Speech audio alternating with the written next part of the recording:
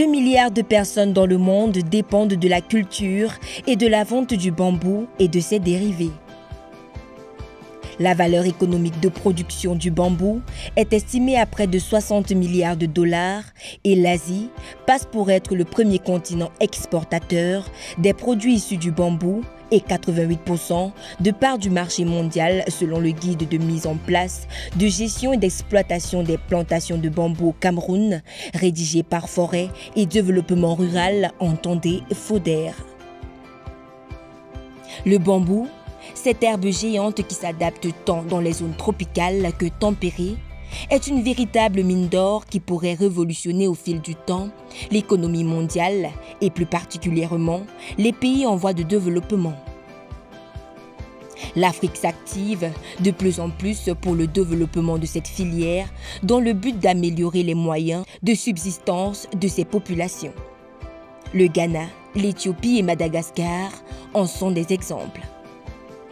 L'association Forêt et Développement Rural, dans son souci d'améliorer les conditions de vie des populations rurales, en partenariat avec l'ONG internationale sur le bambou et le rotin, entendez INBAR, et l'appui financier du Fonds international pour le développement agricole, FIDA, réalise un ensemble d'activités visant à valoriser et promouvoir la filière bambou au Cameroun, ainsi que les opportunités pour l'amélioration des revenus au niveau local. Les formations, les sensibilisations à l'endroit des artisans et des agriculteurs sur l'importance du bambou, la mise en place, la gestion et l'exploitation des plantations de bambou au Cameroun sont organisées à travers le territoire national. À ce jour, on dénombre plus de 984 artisans, dont 78 petits producteurs, soit 31 femmes et 33 jeunes formés au développement d'une pépinière de bambou repartie dans les régions du centre, sud, ouest et nord Cameroun.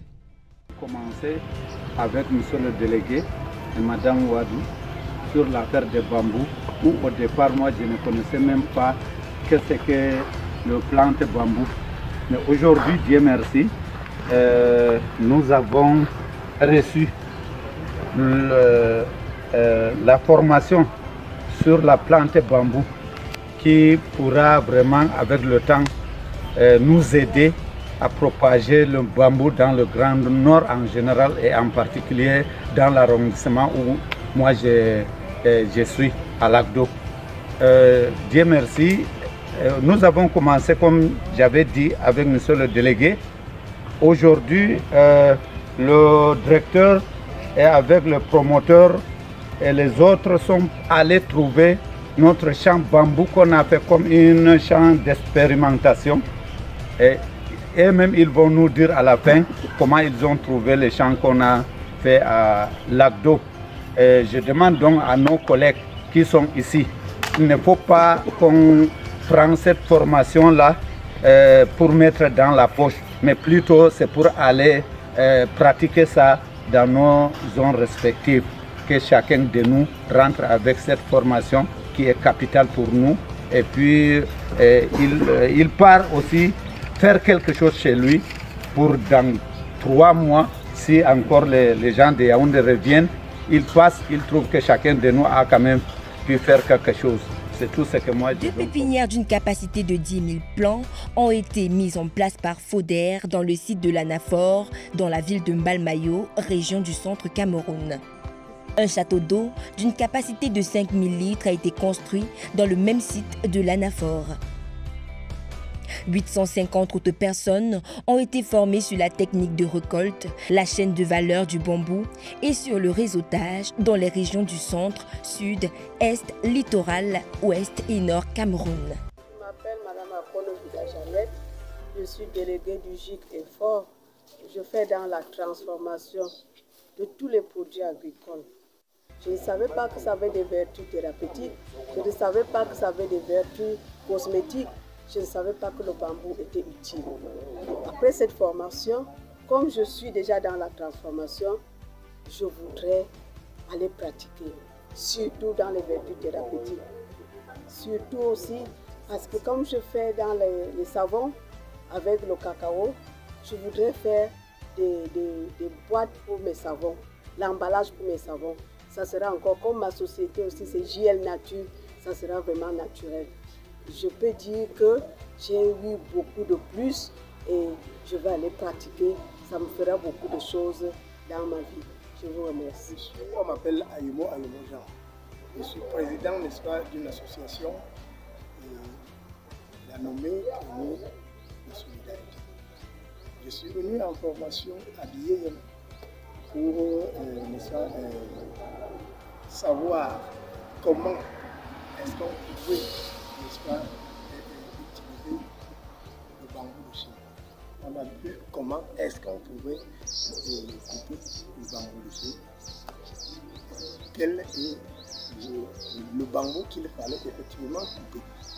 Bon, les cours nous ont été très édifiants, on les a compris.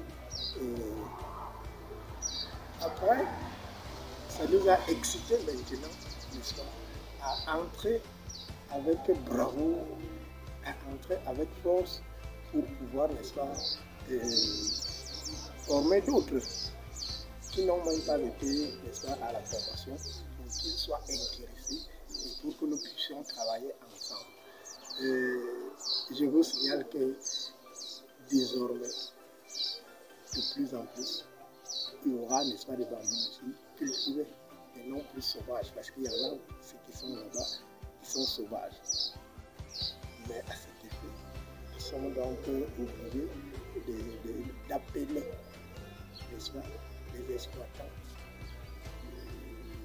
les ingénieurs, les gens qui pouvaient nous prêter la main forte pour que nous puissions bénéficier de ce travail en nous faisant pour qu'on ne quitte pas de cela les mains mortes. Je vous remercie. Oui, je suis Ovon René. Je suis membre de la forêt communautaire du village Bichili-Ninkop. Bon, à l'issue de ce séminaire, je peux dire que j'ai été agréablement satisfait à travers les enseignements reçus parce que bon, c'est tout ce que nous avons reçu comme enseignement est innovant pour moi. Concernant le bambou de Chine, je ne savais pas qu'on pouvait le discipliner parce que c'est une plante, non seulement elle a envahi et puis elle est gourmande dans l'occupation du foncier. Bon, maintenant, je suis agréablement surpris parce que je me suis rendu compte qu'on pouvait le discipliner et qu'on pouvait même pratiquer certaines cultures sur le bambou de Chine.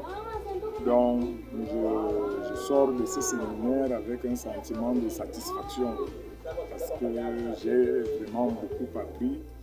Et dans le futur, ce que je compte faire, c'est être d'abord pépiniériste avant de savoir dans quelle mesure je peux me jeter dans la culture du bambou de Chine. 201 artisans ont été formés sur le traitement post-récolte, à savoir 14 femmes dans la ville de Mbalmayo et 15 femmes à Douala. Enfin, 984 personnes ont été formées sur l'utilisation du bambou. Comme Emmanuel, exploitant agro-pastoral de l'école d'agriculture adventiste d'Abreuvé, je suis très ému par la formation que nous venons de recevoir parce que chez nous, dans notre région et dans notre école, dans notre centre, la culture, la production du bambou de Chine, c'est une grande rénovation qui nous a beaucoup marqué.